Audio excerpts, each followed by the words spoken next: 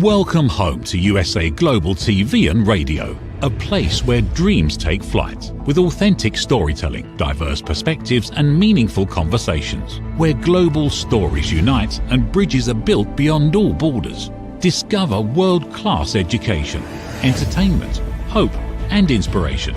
Together, we're building bridges worldwide. Subscribe to our channel, USA Global TV. Download our app, USA Global TV. Be our guest or join our team. Visit usaglobaltv.com. Thanks to our founder and executive producer, Dr. Jacqueline Kerbeck. Music score by Yeffy Tang from Cloud Road Music. Voiceover artist Mike Porter. Creative direction by Paul Garcia. USA Global TV and Radio. Your home for global connection. All rights reserved. This video and its contents are the exclusive property of USA Global TV and Radio. Unauthorized use, duplication or redistribution in any form is strictly prohibited.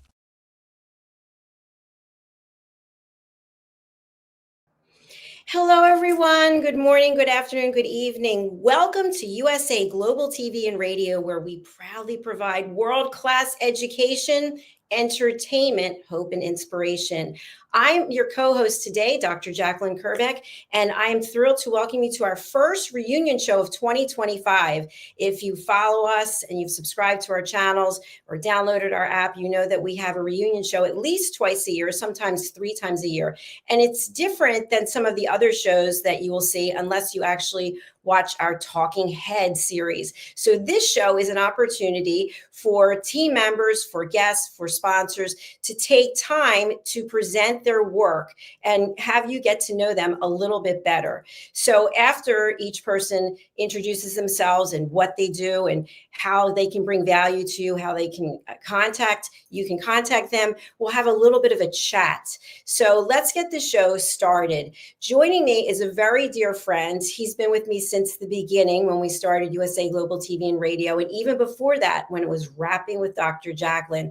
Red O'Loughlin is in the great state of Texas in the United States, and he is so many things in terms of accomplishments and achievements. He's a veteran, which we love. Thank you for your service. He is also a best-selling author. He's a longevity expert. He's a distinguished Toastmaster, and he is my book coach, and he is a very dear friend. Let's welcome Red to the show.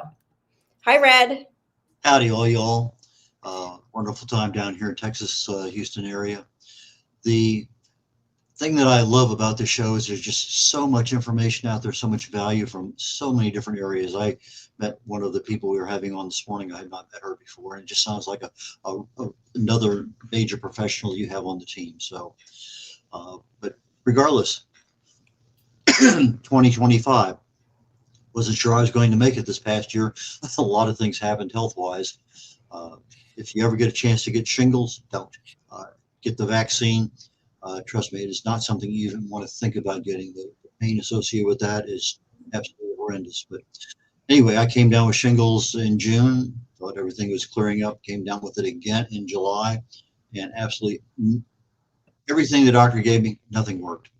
And eventually, body got strong enough to about 10 weeks before I finally started getting some relief. But anyway, I got through that. And I've had dry eye now for about 10 years, maybe a little bit longer. And I finally found a doctor here in my local area who has 94, 95, 96% success rate treating dry eye. And voila, my dry eye is gone and my tears are just streaming down my face. You're probably seeing me tap them a couple times. But anyway, so from a health perspective, you never know when things are going to happen. Take COVID. You know, we're all going along just having a nice, happy life, got our plans in there, and then all of a sudden, screech, halt. So I think from a big perspective, our health is one of those things we need to really and truly pay attention to. I'm a researcher. I research the human body at the cellular level, chemically speaking. I look for cause and effect relationships. Treat a cause, fix a problem. Treat symptoms, and you'll always be treating symptoms. But what's even worse is that cause is continuing to develop, and you never know what's going to happen. And so that's what I read about. That's what I research. That's what I write about. That's what I speak about. I have over 1,000 original content articles on LinkedIn, about 1,500 on my website, and All of them deal, I'm going to say all of them, the vast majority deal with some aspect of health and wellness and looking at it from a cause and effect perspective. So with that, I'm going to stop right now and turn it back over to Dr. Jacqueline so we can get to our guest today, and we'll dive more into my world a little bit later on. Absolutely. Well, thank you so much for sharing that, Red. I really appreciate it. And I want to let people know that you were the host of the Corner Bookstore, The Wise Ones, and you also have your own Talking Heads episode that you've been doing, I think, for at least 3 years now, which is incredible that you have enough content because you're so knowledgeable and have so much experience that you be able to do a talking head show every single week for 3 years is incredible, at least 3 years. So let's get to our guest. Our guest is Maggie, the substitute teacher, who is also one of our team members. And I met Maggie on the Power of Etiquette and Manners with Philip Sykes and the British School of Excellence.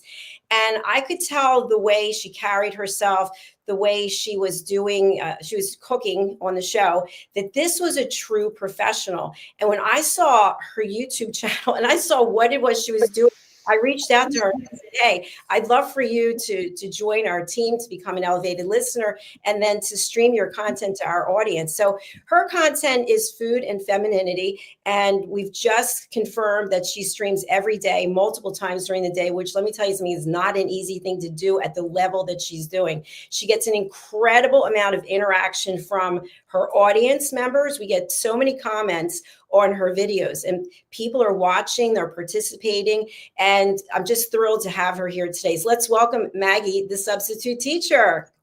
Hello, hello. Hello, good morning, everyone, and Happy New Year to you all.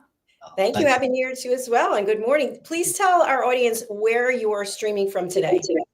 Yes, I am in Atlanta, Georgia. So Atlanta is home for me. I guess I'm a Southern girl, but born in Ghana in West Africa. And I just came back from West Africa for the holidays. So I love to travel. So you might find me anywhere, but Atlanta is home.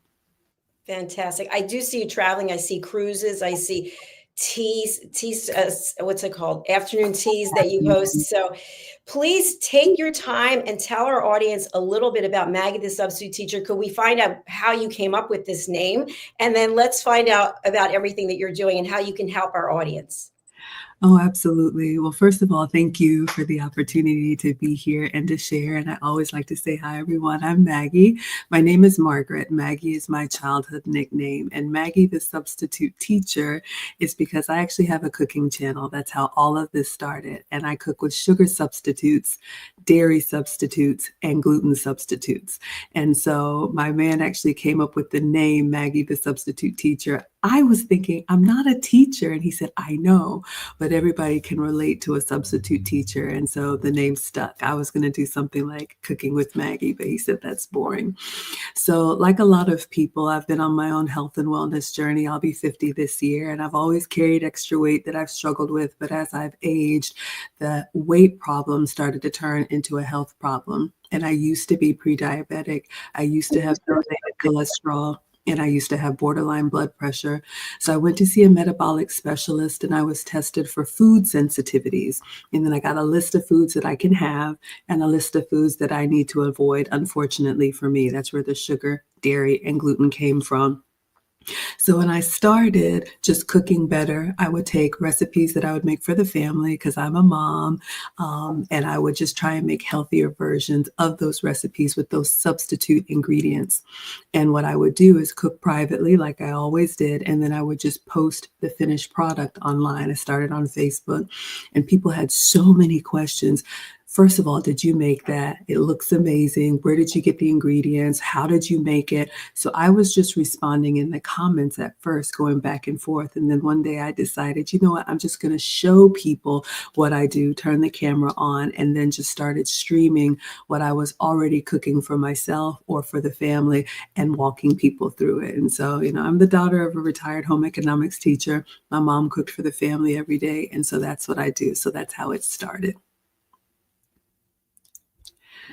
Fantastic. Thank you so much, Maggie, for sharing that. You know, I didn't know about the substitute part of that. That is brilliant. What a great title. I was thinking at some point you were really a substitute teacher. I know so many people think that. I work in tech, and I am the daughter of teachers. Both of my parents are retired professors. So I love education and learning. And I guess maybe I am a teacher of some sort, but I know a lot of people may have to make dietary changes, and you think the food that you have to eat has to be boring and bland, but we like to have fun. I like to sing in the kitchen. I like to recipe test viral recipes. Sometimes there's cooking explosions. Sometimes the kids are in the stream. You never know, but it's relatable. But yeah, that's where Maggie, the substitute teacher, came from.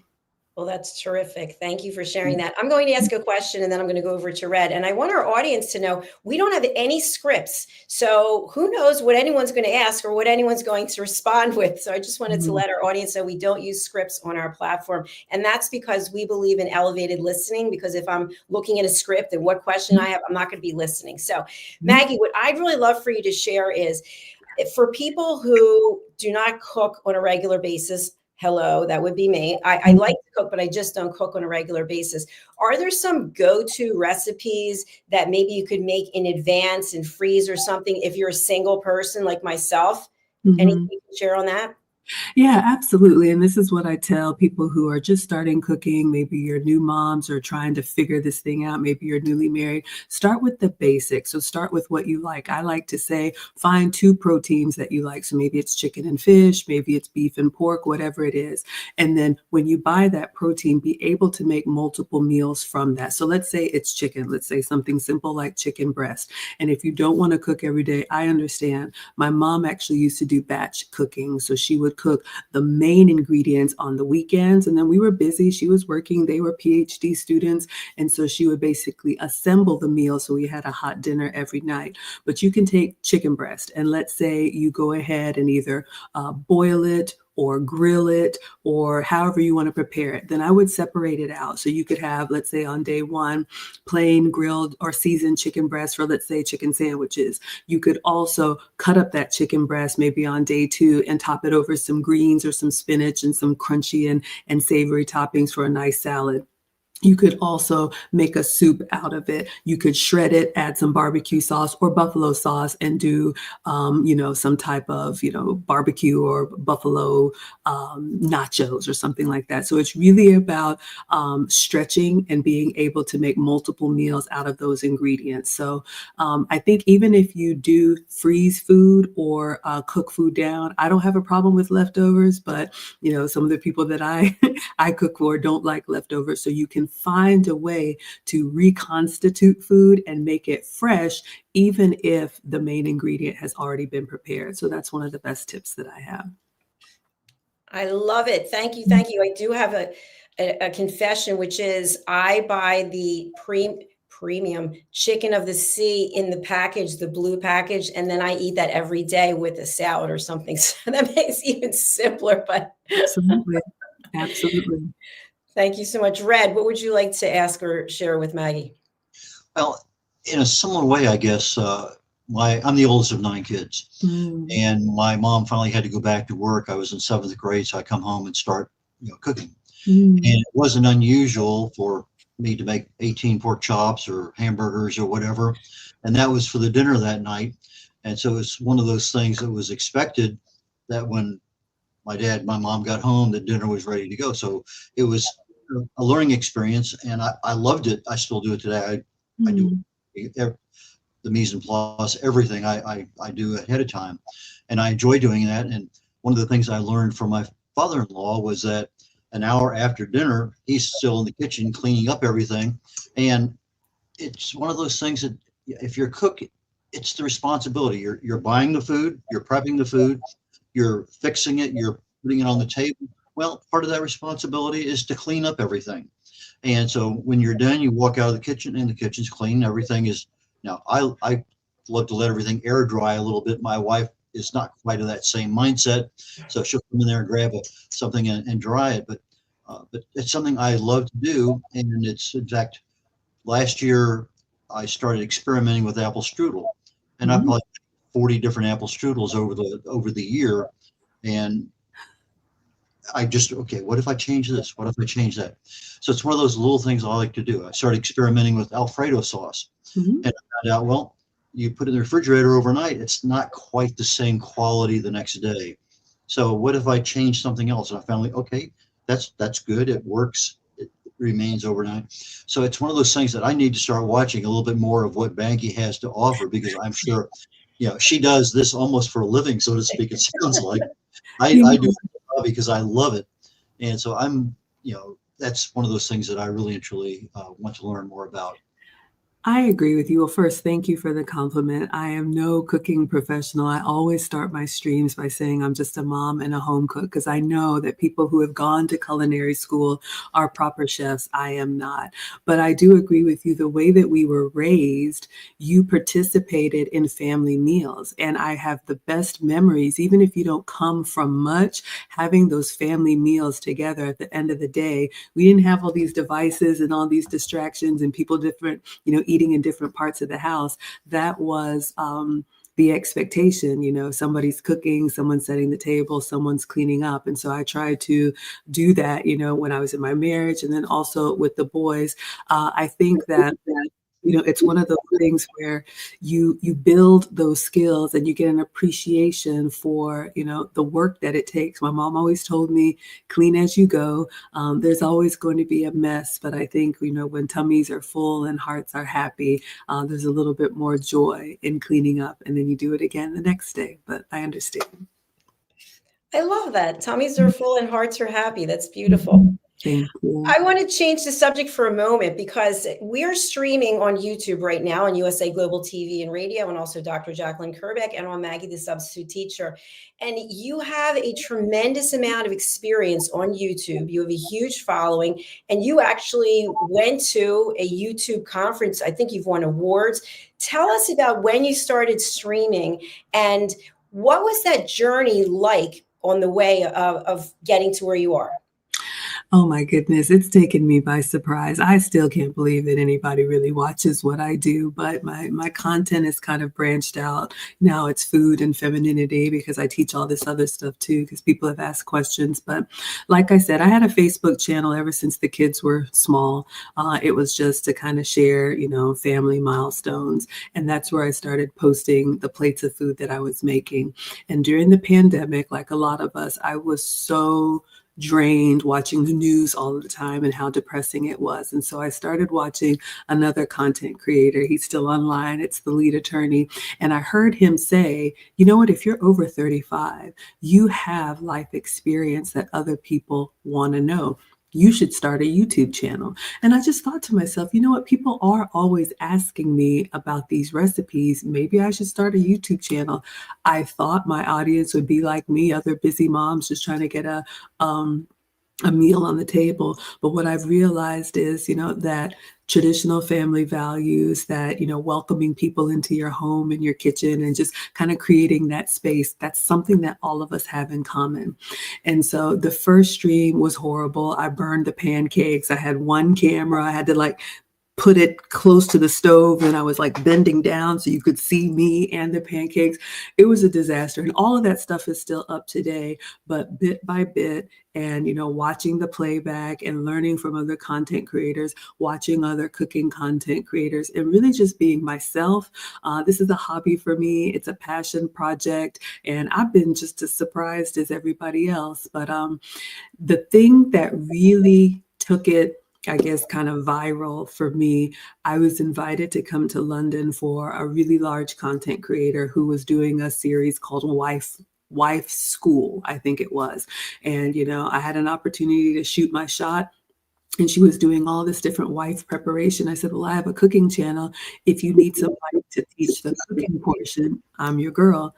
And so she invited me to London, and I went to London for the cooking collab, and we did the cooking collab, and it was great. But while I was there, since she made all kind of other content, she invited me to come sit on a podcast. And I said, you know what, I'm here. There's really nothing else to do. I might as well go for the experience. So I'm sitting on this podcast with a dozen other people, some I knew, some I didn't know, mediocre tutorials and reviews, Melanie King, other people. And I'm just watching, and I'm just like a kid in a candy store, and there's all these lights and cables and equipment, and they're talking about relationships, which is, again, something that a lot of people feel very passionate about. And it was very contentious in that podcast. And I never really understood why people were arguing, what men want, what women want. I'm just this small town girl. I'm just a mom in Atlanta. And I said something in the podcast, and the room just went silent. And as a boy mom, I feel very passionate about the experiences that men go through.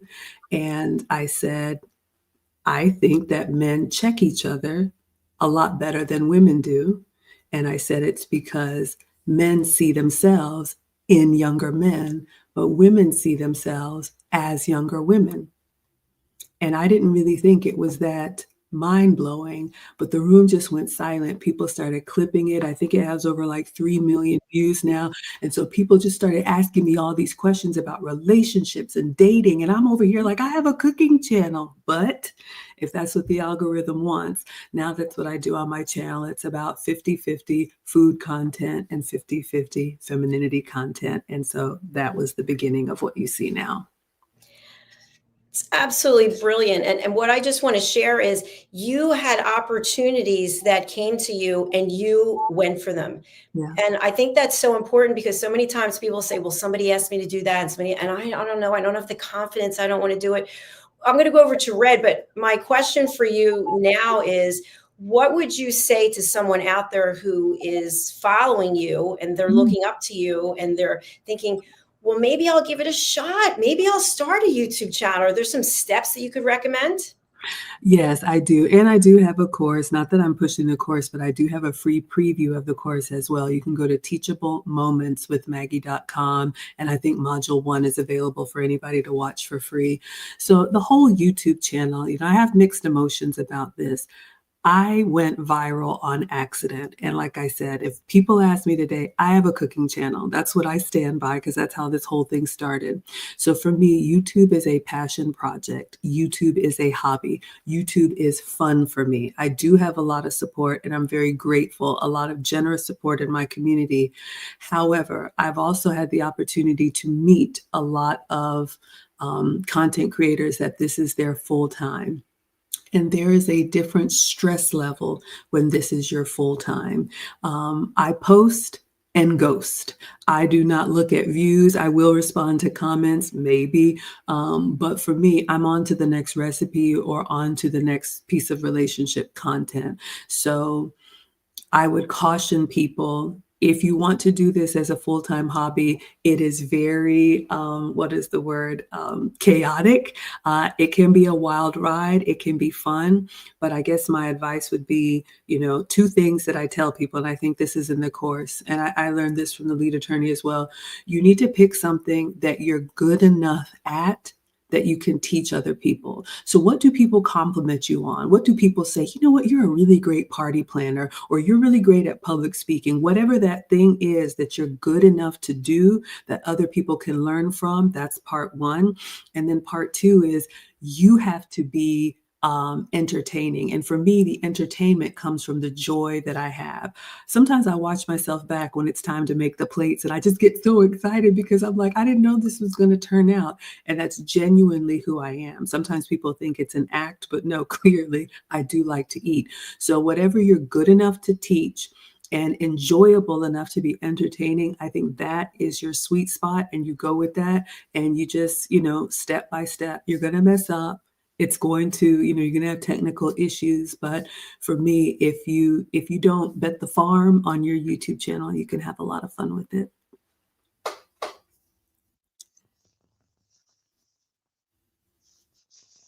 Thanks so much, Maggie. Just want to mention for those who are listening to this after the fact on a podcast platform, we actually have pulled up Maggie's website. She has a number of courses that are available, and I'd love for you to go there, and we'll give you a chance to get the website information again. Red, I want to go over to you since it's all new to you. What are your thoughts about what Maggie's sharing? Oh, first off, I wanted to say that my mom's name was Margaret. And some people did call her Maggie, but she was Margaret May. And so I'm named after my father. I'm the third.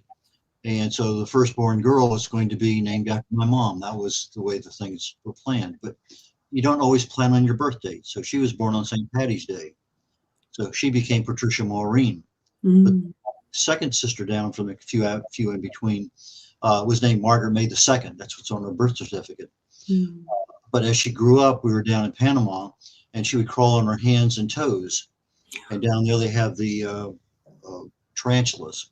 And so she got a nickname Spider. And so we called her Spider for the rest of her life. And anybody in the family could call her Spider, but outside the family you could not.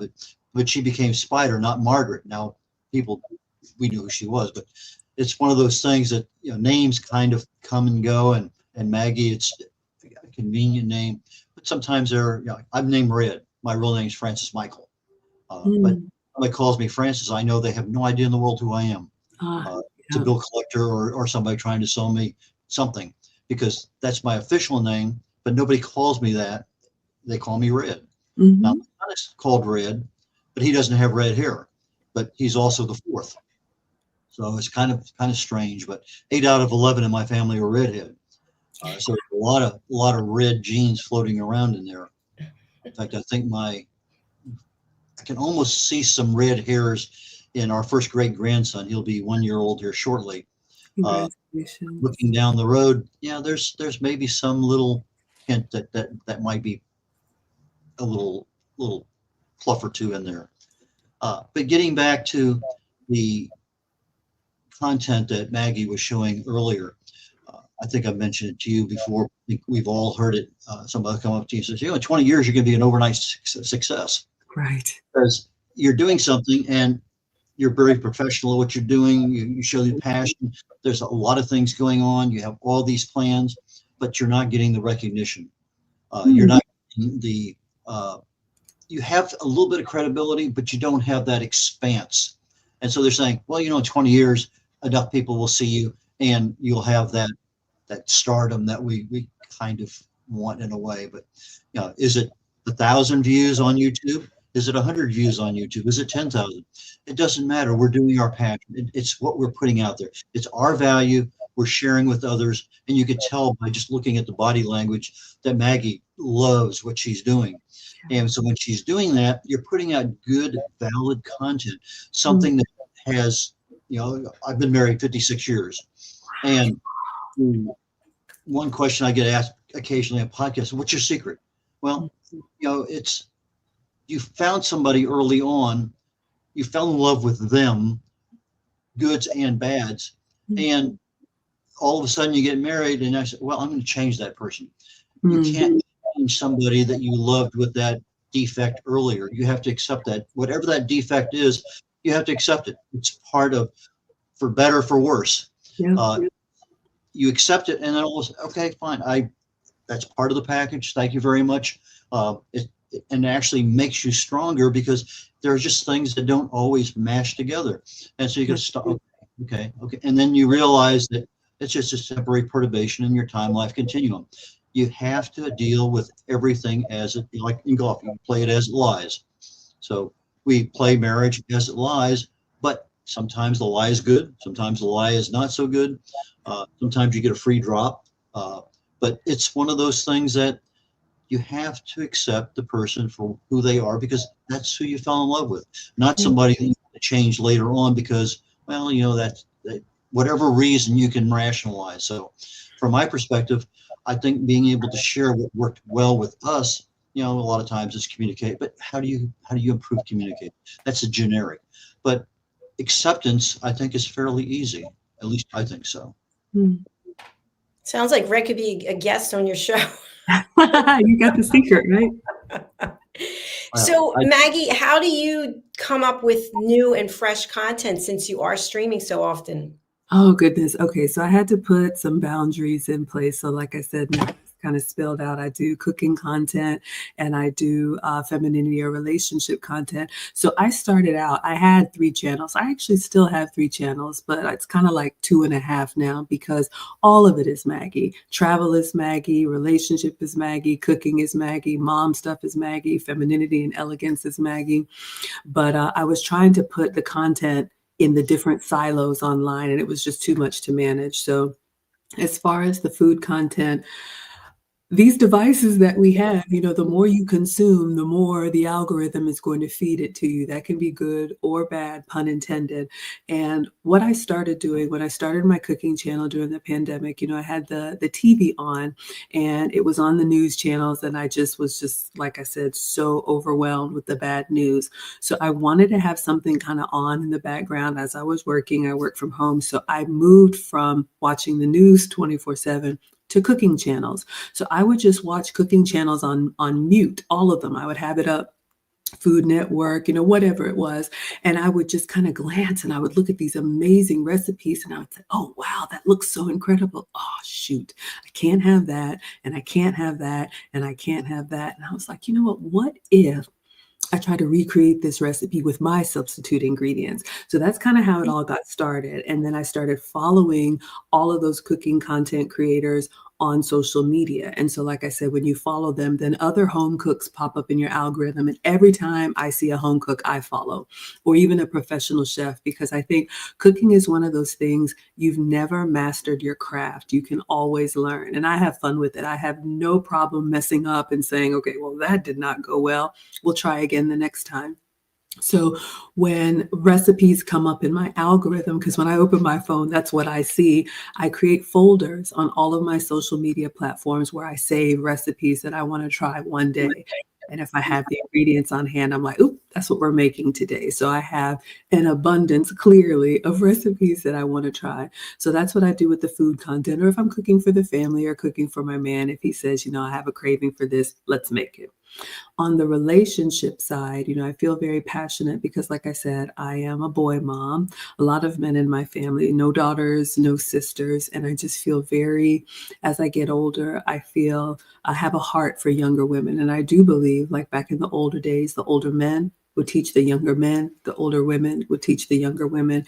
And I see a vacuum of a lot of younger women that are just trying to figure this thing out. So that's where the courses that you saw came from. We're teaching elegance, we're teaching etiquette, we're teaching femininity, those basic soft skills that we should have gotten at home. A lot of modern women don't have. So unfortunately, there is a lot of content, especially on social media with the advent of these platforms. Sometimes people go online to show the worst versions of themselves. And I think social media can be a great tool to help and inspire, but I do reaction content if there's something that we can learn from, not to make a display of someone's worst moments, but I think if one person hears a different message from me and makes a correction that helps them have a better outcome, then I've done my job. So that's where the inspiration comes from. Thank you so much for sharing that. That was brilliant. I want to go over to something that you just mentioned about etiquette and manners. And we have another team member whom I mentioned in the beginning, Mr. Philip Sykes, who's a dear friend. I just went and stayed with him in London with Leanne. Anyway, you took his course. And if you could talk a little bit about that, because I'd love to just give some recognition to the British School of Excellence and Philip Sykes. Can you tell us how you decided to go to that particular school and what were some key learnings from the courses? Yeah, absolutely. The British School of Excellence is excellent. And I'll actually be in London in the spring, so I need to reach out. I have been on my own personal development journey for some time. I have no problem saying that I was one of those, I'll just say maybe professional women that thought, all of my accolades really mattered more than they do for the relationship that I wanted. And so unfortunately for me, a marriage of 10 years ended up in divorce. We co-parent really well for the boys, but I realize now that the skill set that helps me in the work world can hurt me in a relationship. So after the divorce, I really started doing some self-study and looking at how can I be better? And I realized again, as I get older, I don't want to carry the weight of the world. I want to be a feminine woman, and I was struggling with that. I was louder than I wanted to be, harsher than I wanted to be, snapped in just like it was not good. So I really started doing a lot of work in this space, and I've taken a lot of classes, and I continue to take great classes because even though I teach younger ladies now, I still want to improve. One of the courses that I took was the British School of Excellence afternoon tea course. I've also taken their course on, they have a dining course. Philip and his team has like a personal presence course. I just continue to consume it because I want to be the best version of myself. And now, several years later, I'm able to see the results of that work. And I'm a lot happier than I was, allowing myself to be kinder and be gentler and not as stressed out. And so that's, like I said, I started searching for it. The algorithm brought it to me. I started watching the British School of Excellence and seeing their programming. And I think they posted something on their YouTube page, community tab, and it was for afternoon tea. And I had been to afternoon tea in person, and this one was like a hybrid. It was in person if you were in London, but they had a virtual option too. And since I'm here in Atlanta, I said, yes, let me do that. So we were able to make our own tea stand and everything and learn the proper tea etiquette. And so that's kind of how it started. And it was a wonderful experience. And that's how we connected, Dr. Jacqueline. I was invited to actually prepare afternoon tea. And I think I made scones on the last live stream. It was fun. Yes, you did. It was so much fun. I wish I could have eaten them. And I did take Philip's Train the Trainer course in London just in November. And one thing I want to say about that and about the work that we're doing here, you, Red, all of us, is that you can actually have a community of people that you may never meet in person, or you haven't met, but you have friendships with them. Mm-hmm. And one of the things that was so cool, we'll be able to meet this person on Wednesday. Her name is Zunette. She attended Philip's course virtually. She is in Africa and she wasn't able to make it in.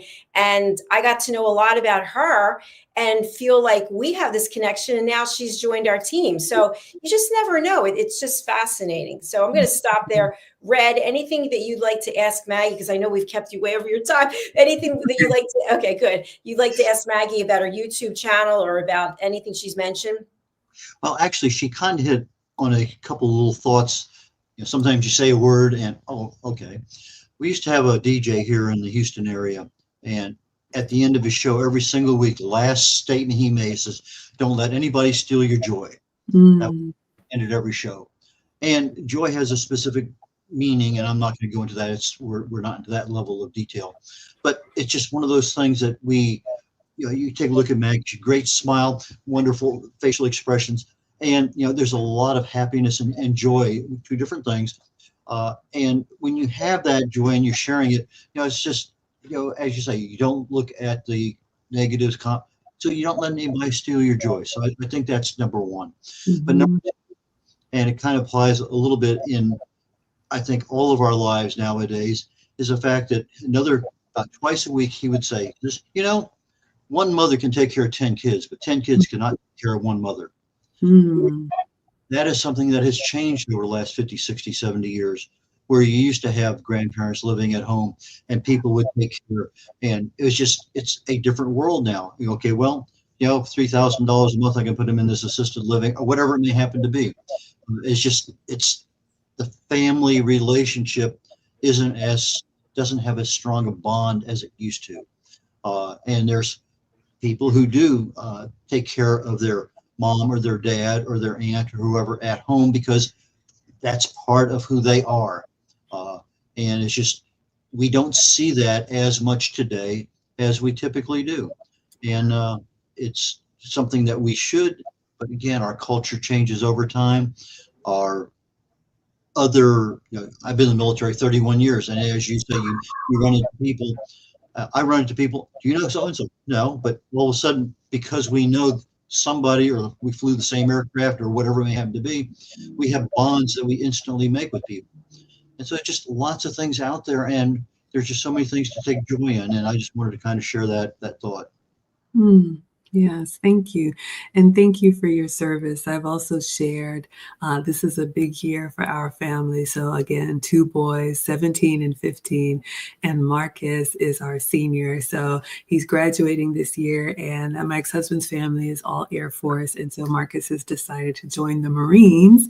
And so I'm very excited and proud and nervous. I come from academia, but we're just incredibly proud of him. And he's in the delayed entry program. So 2 times a week and 1 Saturday a month, he's already working out with the Marines, and they have a little leadership position for him so that when he enlists, he'll already be, a little bit further ahead. And one of the things that I do, I'll be doing it tomorrow on the Monday live stream, is cooking for the other poolies or other Marines that he works out with, because I know I'm that mom. The first time I sent him to work out with them, I made sure he had his little breakfast sandwiches and everything, and a van pulled up and there were all these other kids, and my heart just went out because they're looking at Marcus and I'm looking at them, and I'm like, you all didn't eat?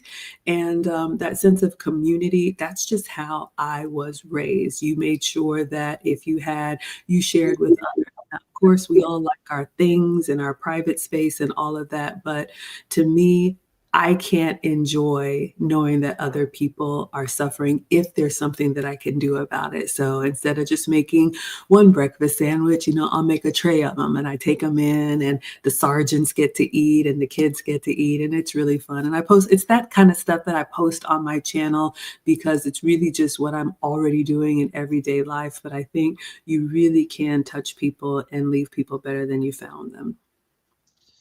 Dr. Jacqueline, she mentioned something here I think is pretty important. You have a family tradition in the military, being a doctor, being a lawyer, being a teacher. It doesn't matter. There's a tradition. And in the military, that's very important. Over time, I was a very big proponent. I had 5 different college degrees, totally different subjects. First one was chemistry, and that's the one I use most now. But I was of the mindset that, okay, everybody should go to college. Well, over the decades, I've changed my mind. And the experiences I've seen in the military, if you have a tradition of military and it's there, that's a good one to have. But there's a lot of families that don't have that for whatever reasons. There's many of them. And my experience has been, if I was talking to somebody today, 15, 16, 17, 18 years of age, I'd say, give serious consideration to the Coast Guard. And the reason I'm saying that is the fact that the Coast Guard is a small organization. You're being put in an area where you, as 18, 19, 20-year-old, you're going to have a whole lot more responsibility than an 18, 19, or 20-year-old in the Marine Corps, the Air Force, the Navy, or whatever. And so that responsibility in 3 or 4 years, you have matured significantly more. Now, you may not have the same overall camaraderie you would have in the Marine Corps or the Navy or something else. The camaraderie is there. It's just not that ingrained. I mean, the Marine Corps really ingrains a different culture into you. That you're a former Marine, you're not an ex-Marine, because you don't lose that culture. But if I'm looking for something and I don't know what I want to do, maybe the Coast Guard has something for you, because they have a lot. They have a Department of Defense portion of it. They have the other parts that they do with all the other aspects. But get out. You already have 3 or 4 years military experience. You qualify for educational benefits that now you can do what you want to do. You're 21, 22 years of age. You have 4 years. You now have a bank that you can draw on to do and you know what you want to do a whole lot more than you did before. And probably most importantly, you've had a chance to travel somewhere else in the world. Right. Navy, I got to 61 countries in the world, and I've had a chance to really and truly see other cultures and experience that interaction of how they react in their own culture, but to us. Sometimes I can just very quickly. I brought in a Korean-speaking enlisted to an exercise in Korea, thinking that I could use them as a translator. Well, the culture in Korea, for whatever reason, did not allow the Korean officers to really communicate well with my Navy enlisted, and to just like as a block, as a wall.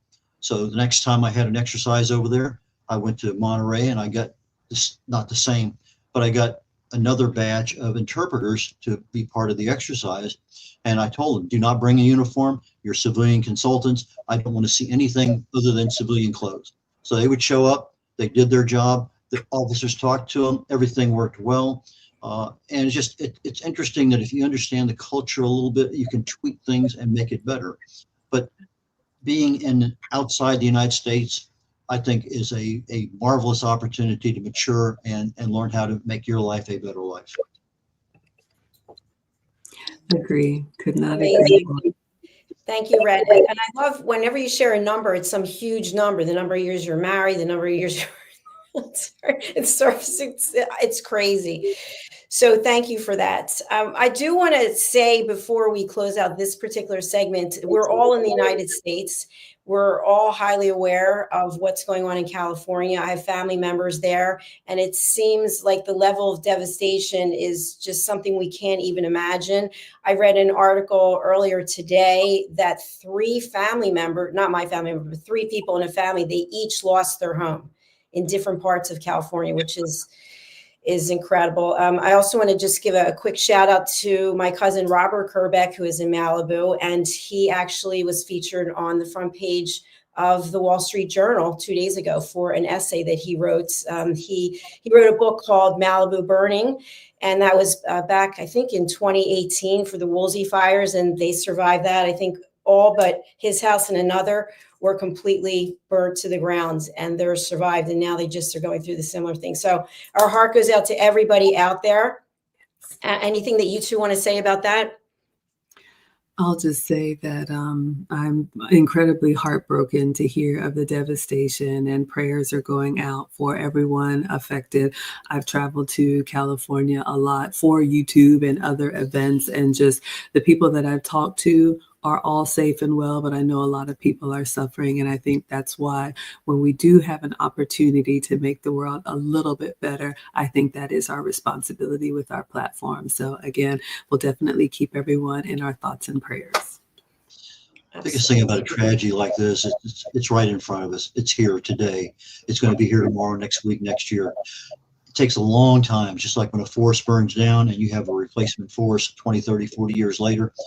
It's going to be better than it was, because that's just the way our society is. We do have a tendency to take something that is very distracting in life, very destructive in life, very heart-wrenching, and over time we rebuild mentally, physically, emotionally, and we get back on with our lives. But again, you lose property. Okay, most of us can kind of deal with that. It's still a tear-jerking situation, but you lose a life, and that's just so heart-wrenching. It's hard to deal with it. You know, if somebody who had been sick for the last 10 years and all of a sudden, didn't wake up, okay, we understand. But when somebody is 19 years of age and they're killed in a car wreck, why so young? I mean, just they're taken away so quickly. And especially a thing like this fire, there's people there that we just don't understand why. And that's one of those questions that we just never, ever get an answer to. So, but yes, it's a extreme tragedy, and just leave it at that. One of our team members, Keith Saltoyanis, he let me know that he was evacuated yesterday. So our thoughts and prayers are with you, Keith, and your family as well. All right, we are going to move along. Maggie, you are welcome to stay if you would like. You're more than welcome. Our next guest is a little late, but we have a video from another guest who wasn't able to make it. Her name is Tracy Cram Perkins, and she actually came to us through someone else, and now she has her own show called Dementia Home Care. And Tracy's written a book called Dementia Home Care Before, During, and After. And my mother had dementia. She died 2023 now. And Tracy was extremely helpful in helping me understand what was going on, because I had a hard time dealing with it. I was really angry at my mom a lot because I thought, this can't be true. Like, she knows that there's not an ocean outside. I'm like, do you see it? And so I would kind of get upset, and I wanted to just make her better, but it was an exhausting period being a full-time caregiver. And that's how I ended up actually developing this platform, because I was in the house all the time taking care of my mom, and I'd retired from corporate. And so anyway, back to Tracy. Tracy's in the Washington State area, and she actually is sometimes touring various Ace Hardware stores, where she has found an incredible ability to talk about her book. And then in the book, there's some tools that people can use to help their loved ones. And you can find these things in the Ace Hardware store. So it's a perfect match. And I think as of today, she's sold over, I think this is the number, over 17,000 copies of her book, which is in a short time as well. So she's actually sent in a video, and we're going to take a look at it. And then if anybody has any questions or comments, I do want to share this also. Anybody who's watching, Maggie, the substitute teacher, please make sure that you send stars to help make content. So you can do that on Facebook. Is that correct? It is. You can like, share, subscribe. I'm on Facebook, YouTube, Twitch, Twitter, Instagram, and TikTok. And so I just want to say thank you, Dr. Jacqueline. I am going to leave. I've got to go pick up one son. Mom's got a mom, but this has been an incredible opportunity. And yes, you all can find me Mondays and Fridays will be cooking streams. Wednesday and Saturdays will be femininity streams. And I'm Maggie, the substitute teacher. Thank you so much, Maggie. Bye for now. Great seeing you. All right, Red, let's take a look at this clip that Tracy put together for Dementia Home Care. Fantastic.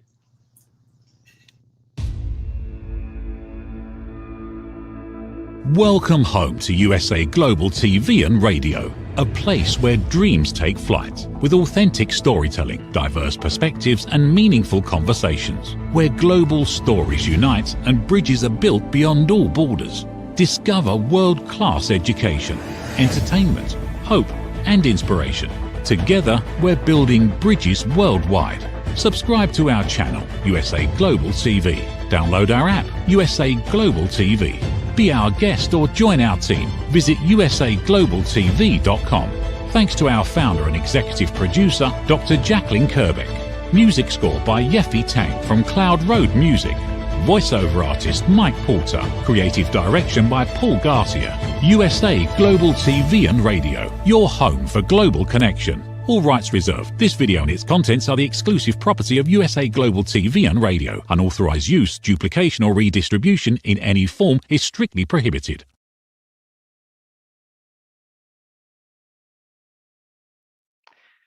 Hi, everybody, and welcome to USA Global TV and Radio.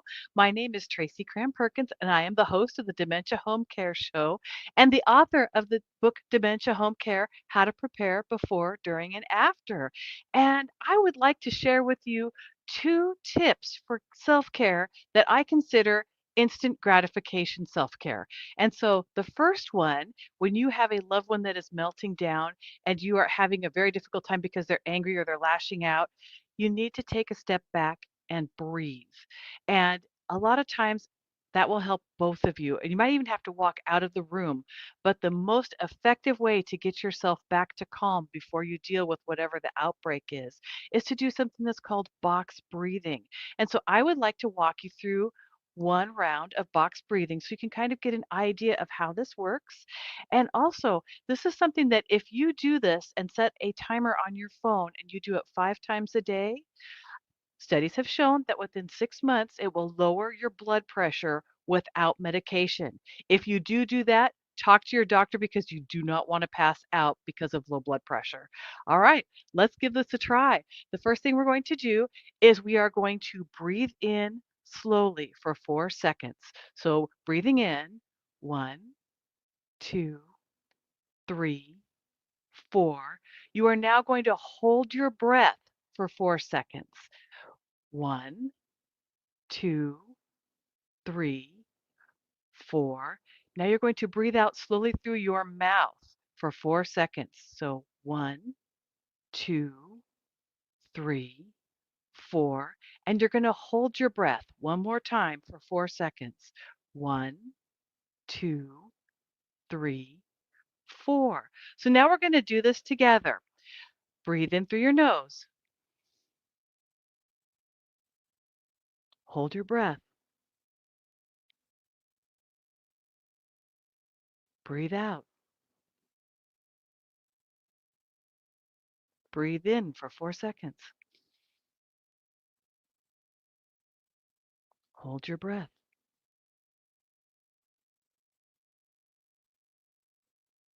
Breathe out.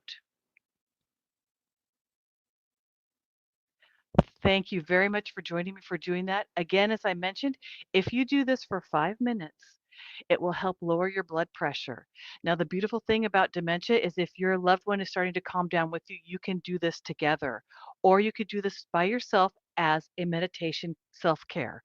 Now, another thing that I love to talk about, and you've probably never seen me do this before, is laughter yoga. Laughter yoga is one of my favorite techniques for loosening muscles, for relaxing. I'm going to take you through 3 different exercises. Actually, let's make that 2 different exercises. Uh, I want to show you, first of all, a warm-up, which is called the laughter sneeze. And so what we're going to do first is we are going to act like we're sneezing. We're going to go, our hands are going to be up here, and we're just going to start laughing. So do this with me. Are you ready? Let's do this again.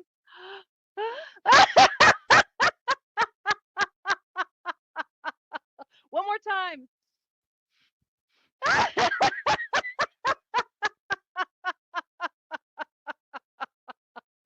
All right. Thank you very much for joining me for that.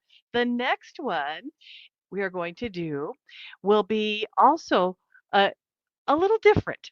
I want to take you through what I call the Visa Bill maneuver, yoga pose, whatever you would like to call it, because right now it's after the holidays and we probably have some bills coming in that we might not be prepared to pay for, but it's a little easier if you can laugh about it. So let's walk through the Visa pose, all right?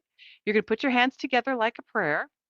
And then you are slowly going to open it, and we're going to be laughing as we look at this, all right? You look at this, and then what I want you to do is I want you to point it at the screen back at me, point at the bottom line, and we're going to laugh. So this is how this works.